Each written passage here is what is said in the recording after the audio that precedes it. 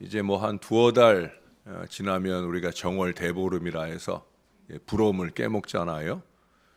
여러분 부럼을 먹을 때 호두나 또 땅콩이나 잣을 이렇게 깨 드실 때 어떤 걸 골라 드셔요?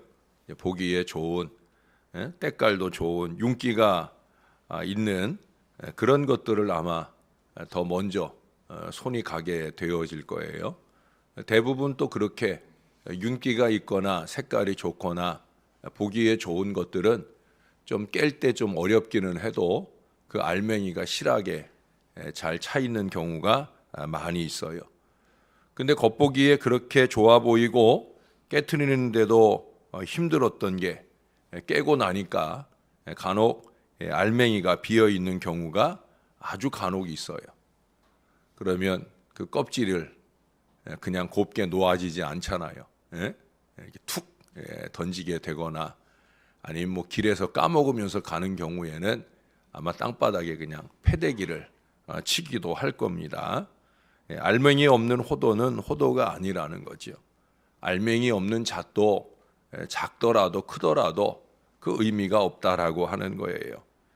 오늘 본문의 이스라엘이 바로 그런 알맹이 없는 존재예요. 그래서 하나님은 그들을 이스라엘이라고 부르지도 않으셔요. 이게 참 무서운 말씀으로 10절을 시작을 합니다. 뭐라고 불러요? 소돔의 관원들아, 고모라의 백성들아. 이 시기 소돔과 고모라는 존재하지 않는 그런 성읍이잖아요. 창세기에서 이미 멸망받은 성읍이에요. 근데 그 멸망받은 성읍의 이름, 이방인 성읍의 이름을 굳이 불러서 이스라엘을 지칭하고 있어요.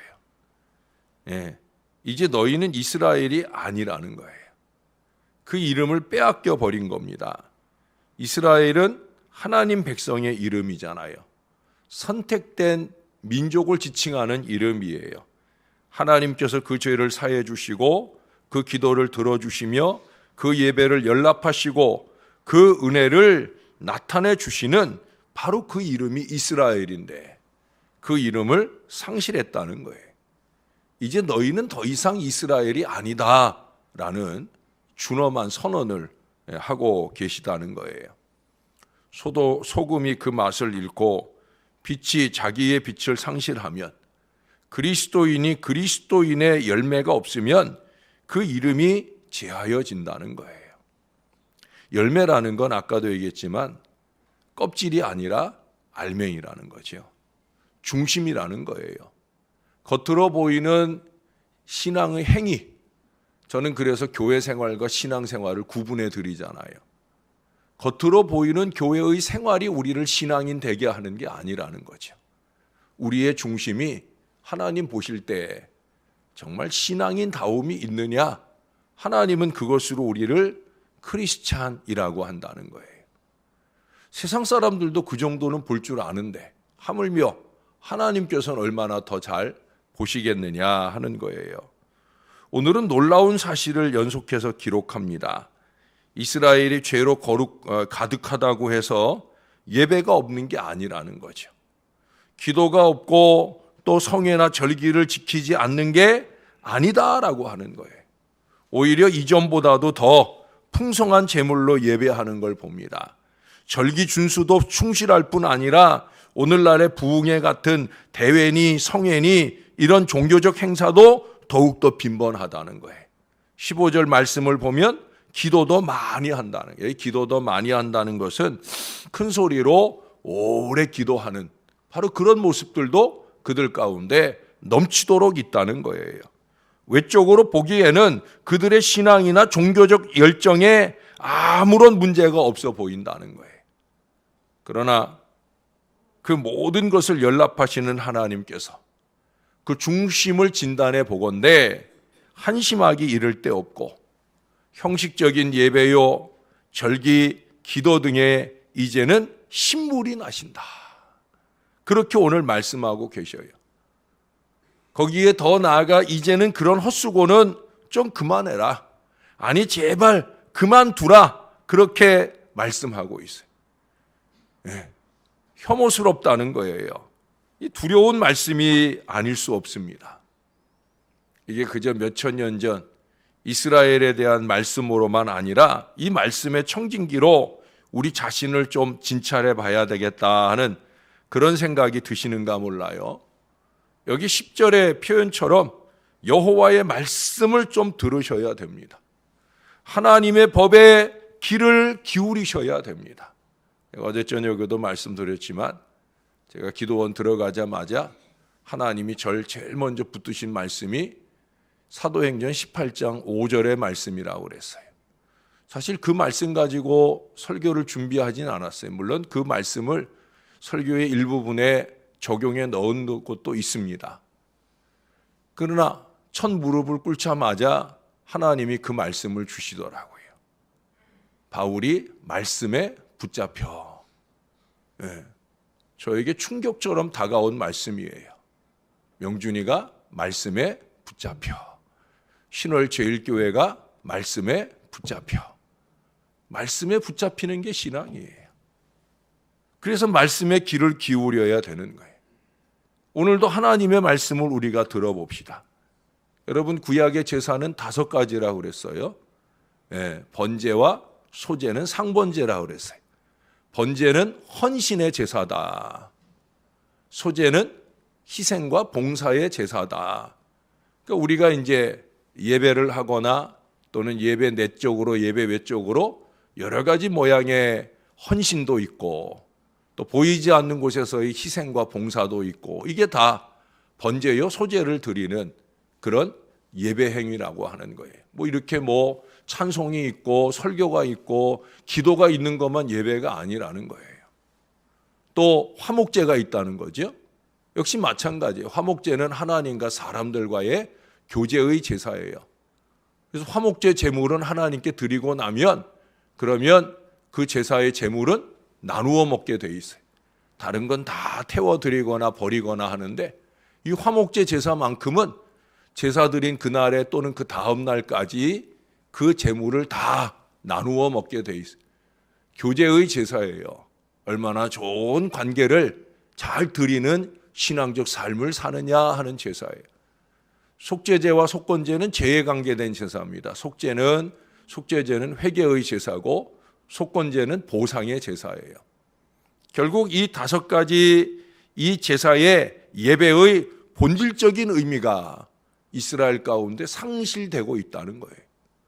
이름은 번제인데, 이름은 소제인데, 이름은 헌신이고 희생봉사인데 그런데 그 의미가 상실된 예배를 드리고 있다는 거예요. 평상시 삶에 캥기는 게 많으니까 예배 참석은 한다는 거죠.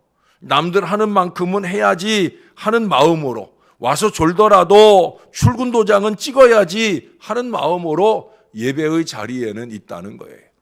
헌신의 자리에는 신용을 한다는 거예요. 근데 오늘 하나님이 뭐라고 그러셔요? 12절에 보니까 그저 내 앞에 보이러 오는 것뿐이다. 끝부분에 뭐라고 그래요? 내 마당만 밟을 뿐이다. 이런 말씀을 하셔요. 11절에 제물의 종류도 많아요. 수량, 살찐 짐승, 숫송아지, 어린 양, 수염소. 죄가 많으니까 그래서 그런지 몰라도 제물의 종류들이 모두 다 거창합니다. 그것도 무수히 많은 제물을 올려드립니다. 사실은 이 제물의 크기라고 하는 것은 죄의 경중에 따라 달라지거나 또는 자기의 형편에 따라 달라지는 거죠. 네. 그래서 레위기 4장이나 5장 같은 데 보면은 소를 드려도 비둘기 새끼를 드려도 하나님께서는 100% 다 용서해 주신다는 거예요. 제물의 크기가 중요한 것이 아니라 그 중심에 회개하는 간절함이 있느냐는 거예요. 근데 이 당시 이스라엘 사람들은 그게 안 되더라는 거예요. 예? 지은 죄가 많아서 그런지 몰라도 제물을 크게 드리면 더 많이 용서를 해 주실 거라 하는 이 어리석은 착각이 있다는 거예요. 오늘날에도 간혹 헌금의 액수가 많으면 많이 용서를 받거나 많이 축복을 받는 것처럼 그렇게 말하는 목회자나 또 그렇게 생각하는 교인들이 있거나 그런 거하고 다를 게 없다는 거죠. 중요한 건 중심이거든요. 사람에게 보이려 하느냐, 하나님께 드리려 하느냐. 우리가 올해도 감사헌금을 강조했잖아요. 심지어 목적 예물을 드릴 때 우리가 교회의 교인들과 함께 화목제의 의미인 이 점심을 대접하는 예물을 드릴 때에도 그건 점심을 대접하는 화목의 예물만 아니라 그 예물을 드릴 때의 의미, 생일이면 생일 감사를 별도로, 범사에 감사하면 범사에 감사를 별도로 감사를 해야 된다.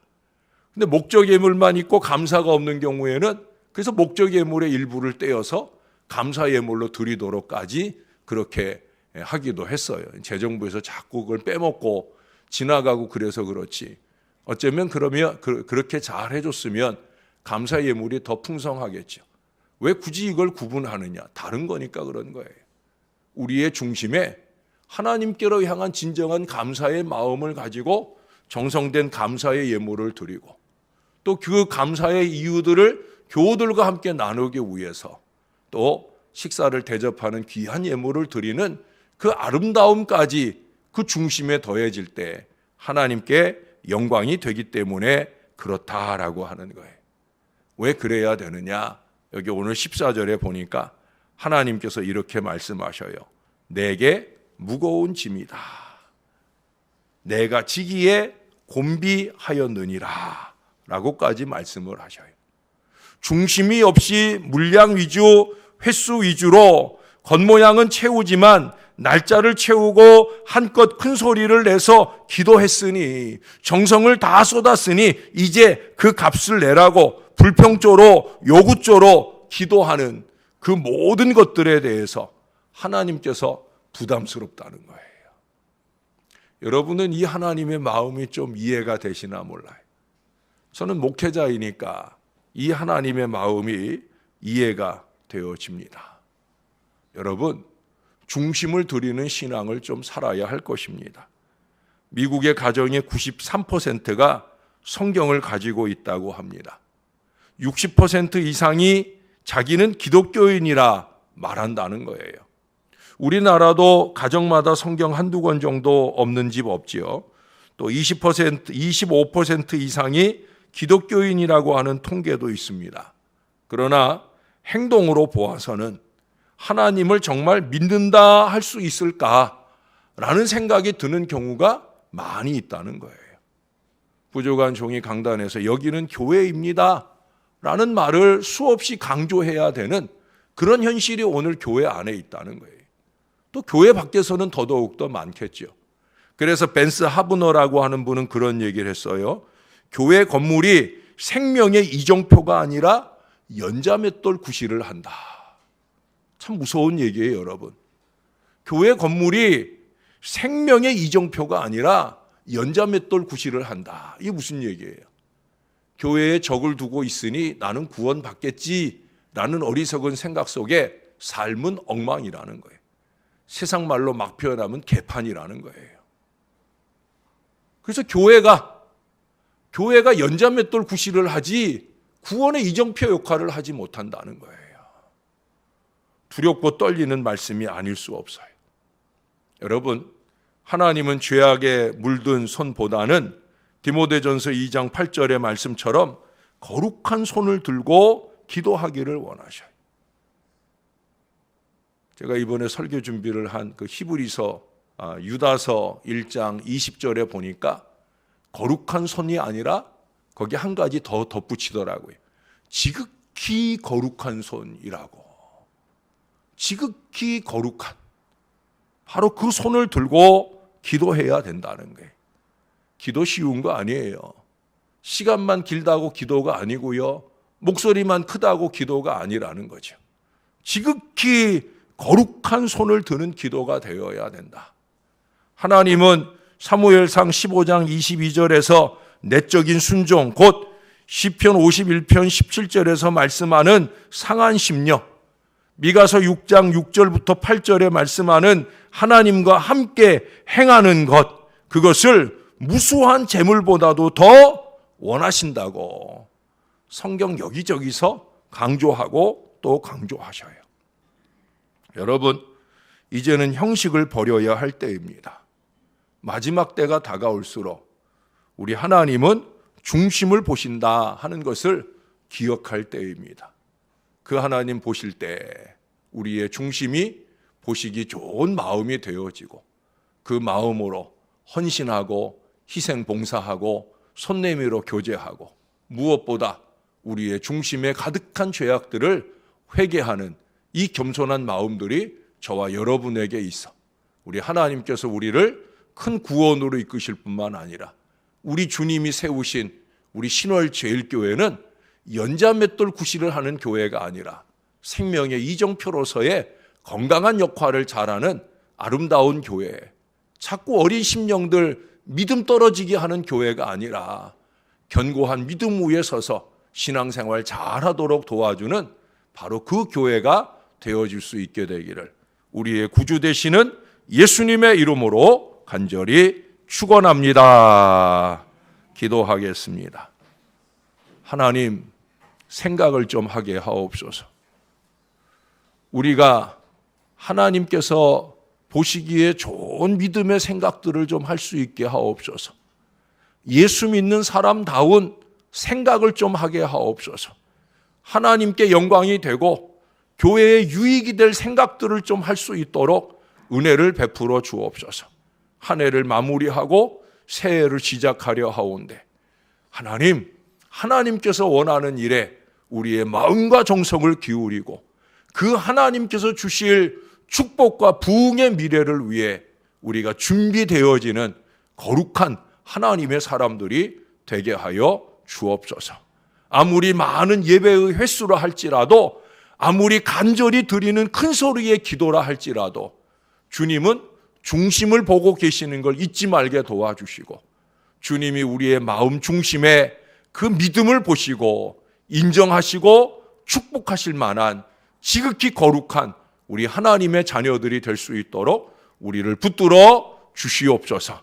우리가 말씀에 붙들리는 심령이 될 수 있도록 목사가 말씀에 붙들리고 주의 백성들이 말씀에 붙들리는 거룩한 자녀들이 되어 하나님 이 재단이 연자맷돌 구실을 하는 그런 공동체가 아니라 생명의 이정표로서의 아름다운 역할을 잘 감당하는 능력과 은혜의 재단이 될 수 있게 역사를 더하여 주옵소서. 성탄절을 향해 가는 이 대림절 내일 세 번째 주일을 맞습니다. 좀 더 신령하게 좀 더 거룩하게 오늘 하루 잘 준비되게 하시고 은혜의 주일을 영광 올려드리도록 우리를 인도해 주시옵소서. 우리 하나님께서 함께 하심을 늘 감사합니다. 모든 은혜와 평강은 우리 주님으로부터 오는 줄을 믿습니다. 우리를 만져주시고 일으켜 세워 주시옵소서. 우리 하나님만 영광 받으시옵소서. 감사를 드립니다. 예수님 이름으로 기도합니다. 아멘.